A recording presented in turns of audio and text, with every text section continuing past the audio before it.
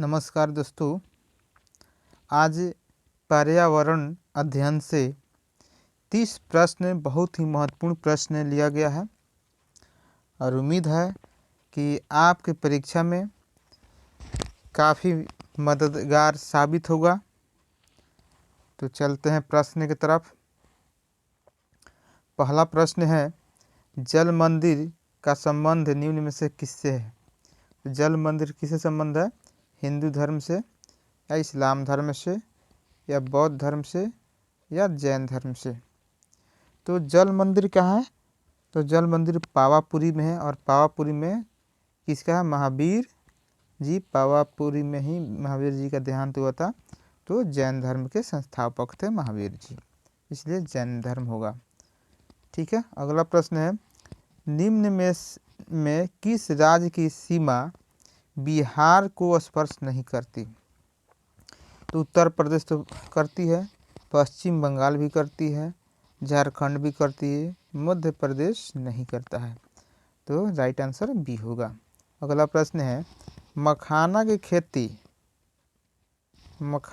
खेती हेतु अग्रणी जिला कौन है? तो मखाना की खेती कहाँ होती है? अग्रणी जिला कौन है? तो मधुबनी में सबसे ज़्यादा मखाना की खेती होती है।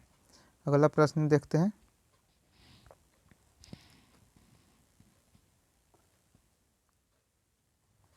सरीसृप के अंतर्गत निम्न में से कौन आता है? तो सरीसृप के अंतर्गत कौन आता है? तो व्हेल मछली आता है, व्हेल आता है, सरीसृप व्हेल। ठीक है। अगला प्रश्न देखते हैं, अभयारण्य का संबंध निम्न में से किससे है? तो अभयारण्य माने आर्यन माने होता है वन, अरण्य मतलब होता है वन। अरण्य संस्कृत शब्द है और संस्कृत में अरण्य को वन बोलते हैं।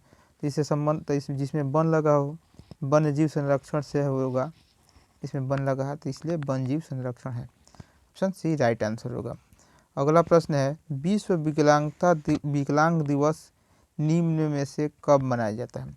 3 नवंबर को, 3 अक्टूबर को या 3 दिसंबर को या 8 मार्च को। तो हमारा राइट आंसर क्या होगा? 3 दिसंबर को विश्व विकलांग दिवस मनाया जाता है। अगला प्रश्न देखते हैं,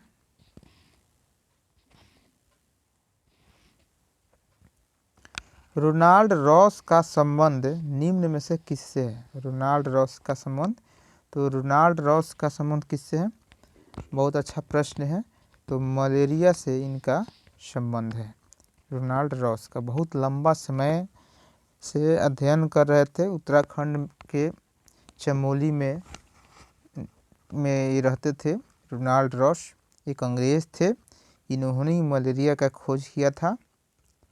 अपने 16 साल के अथक प्रयास के बाद रोनाल्ड रॉस ने मलेरिया की खोज कर पाए थे। तो हमारा मलेरिया राइट आंसर होगा। अगला प्रश्न देखते हैं। अगला प्रश्न है, पर्यावरण सुरक्षित ईंधन है। तो पर्यावरण के लिए सुरक्षित ईंधन क्या है? डीजल। Option A diesel. तो पर्यावरण के लिए तो हानिकारक है। लकड़ी भी हानिकारक है, इसको भी जलाइएगा तो कार्बन डाइऑक्साइड मोनोऑक्साइड निकलेगा, भी इसलिए हानिकारक है। केरोसिन भी हानिकारक है। तो कौन सा ऑप्शन सही होगा? ऑप्शन सी राइट आंसर होगा, गैस। ठीक है। इससे मतलब इसको जलाने के पर किसी प्रकार के ज़्यादा हानि नहीं पहुंचता है। अगला प्रश्न, श्वसन के दौरान मनुष्य द्वारा ग्रहण की जाने वाली गैस मुख्यतः कौन है? तो इस बहुत आसान सवाल है, लेकिन कुछ लोग आसान सवाल को भी गलत करके आ जाते हैं परीक्षा में, इसलिए इसका ऑप्शन क्या होगा? राइट आंसर ए होगा, ऑक्सीजन, O2 ऑक्सीजन। ठीक है। अगला प्रश्न देखते हैं,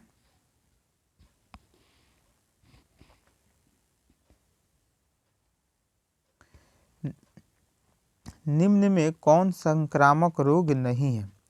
तो कौन सा संक्रामक रोग नहीं है? तो टेटनस जो है संक्रामक रोग नहीं होता है। ठीक है। अगला प्रश्न देखते हैं, फसल चक्र के द्वारा मिट्टी में किस तत्व की स्थिरता संभव हो पाती है? तो किसका संभव हो पाती है? तो नाइट्रोजन का ऑप्शन डी राइट आंसर होगा। अगला प्रश्न देखते हैं,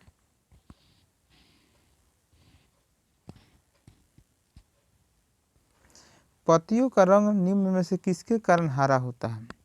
बहुत बढ़िया प्रश्न है। तो किसके कारण होता है? तो क्लोरोफिल के कारण होता है। अगला प्रश्न है, ड्यूटेरियम निम्न में से किसका समस्थानिक है? तो ड्यूटेरियम किसका समस्थानिक है? तो ऑप्शन सी राइट आंसर होगा, हाइड्रोजन का समस्थानिक है। कौन? ड्यूटेरियम। ठीक है, अगला प्रश्न की तरफ देखते हैं। समस्याग्रस्त बालक का पता लगाने की विधि कौन सा होता है? तो ऑप्शन दे रहा है क्या कि सेमिनार से या क्रियात्मक सूत्र से या केस स्टडी से, इनमें से सभी। तो ऑप्शन सी राइट आंसर होगा, केस स्टडी करके उसका समस्या का पता लगा सकते हैं। अगला प्रश्न देखते हैं। अगला प्रश्न है, जीवन की मूलभूत इकाई है। तो जीवन की मूलभूत इकाई क्या है?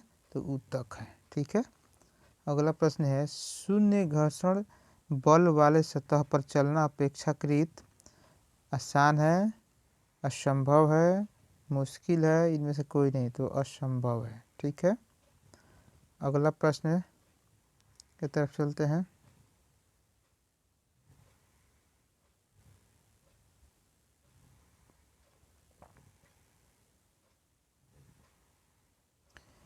गुरुत्वाकर्षण बल की अनुपस्थिति में वस्तु का भार निम्न में से क्या होगा? तो अपेक्षाकृत अल्प भार होगा। ठीक है, अपेक्षाकृत अल्प भार महसूस होगा। ठीक है, सुश्री मेधा पाटकर का संबंध निम्न से किससे है? तो वैज्ञानिक अनुसंधान से है। ऑप्शन राइट आंसर ये होगा। अगला प्रश्न देखते हैं।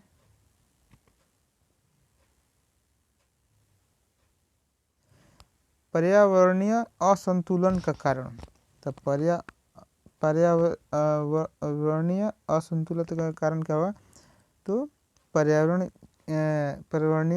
चेतना का अभाव नहीं, भौतिकवादी सोच कारण तो नहीं है, भोगवादी प्रवृत्ति, ये ऑप्शन सी राइट आंसर होगा। अगला प्रश्न है, ग्रीष्म ऋतु हेतु सर्वोत्तम वस्त्र है। तो ग्रीष्म ऋतु हेतु गर्मी के दिन में जो वस्त्र पहनते, कैसा वस्त्र पहने? सूती पहनना चाहिए, बिल्कुल सत्य बात है। पॉलिएस्टर बिल्कुल नहीं पहनना चाहिए, रेशमी तो और नहीं, और रेयान भी ये दिक्कत करता है। तो ऑप्शन ए राइट आंसर होगा, सूती वस्त्र। अगला प्रश्न देखते हैं।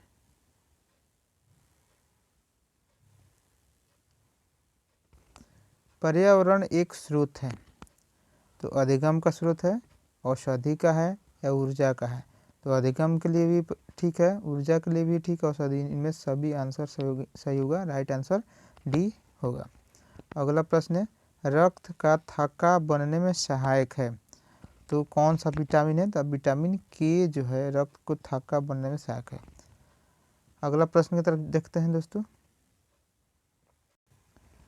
जल समस्या का निराकरण संभव है। तो जल समस्या का निराकरण कैसे किया जा सकता है? निराकरण तो जल अपव्यय रोककर, समुचित जल प्रबंध कर, वाटर हार्वेस्टिंग द्वारा, बिल्कुल राइट है। तीनों का तीनों ऑप्शन सही है, इससे ही संभव हो सकता है, इसलिए इनमें सभी राइट आंसर होगा, ऑप्शन डी। अगला प्रश्न है, दूध से दही का बनना क्या है? तो दूध से दही का बनना रासायनिक परिवर्तन होता है। अगला प्रश्न देखते हैं।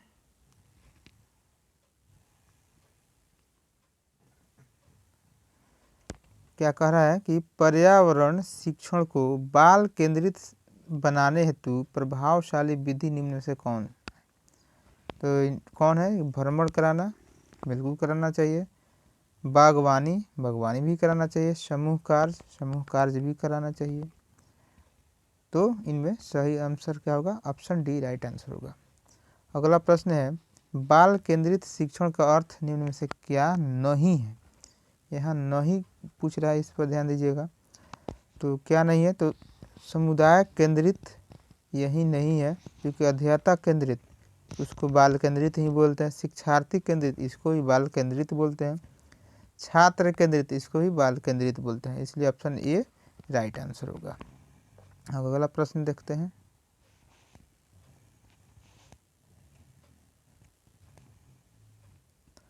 पर्यावरण शिक्षण की प्रभावशाली विधि कौन सा है? अब इसमें प्रभावशाली विधि कौन सा है पर्यावरण के लिए? तो प्रभावशाली विधि इसमें प्रयोगशाला होगा, ऑप्शन डी राइट आंसर होगा। ठीक है, अगला प्रश्न देखते हैं। पाठ्यचर्या को अपेक्षाकृत प्रभावकारी बनाने हेतु इसका निर्माण निम्न में से किस स्तर पर होना चाहिए? प्रभावशाली हो कैसे होगा इसका निर्माण? राष्ट्रीय से या राज्य से या जिला से या विद्यालय से? तो इसको जिला वाइज अगर किया जाए तो सबसे बेटर होगा। अगला प्रश्न देखते हैं।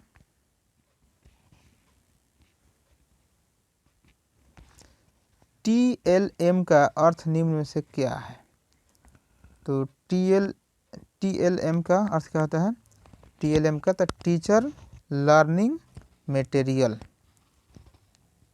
Sorry teaching light material. ठीक है, और एक है दिया है टीचिंग लर्निंग मेथड। तो इसमें से कौन सा होगा? ऑप्शन ए होगा, टीचिंग लाइट मटेरियल होता है। ठीक है, तो ये रहा 30 प्रश्न। उम्मीद करता हूँ कि आप सबको आपके परीक्षा में मदद करेगा। और मेरे चैनल को सब्सक्राइब कर दीजिए, लाइक करिए, शेयर करिए, ताकि औरों के पास भी पहुँचे, ज़्यादा से ज़्यादा लोग देखें। जय हिंद, जय भारत।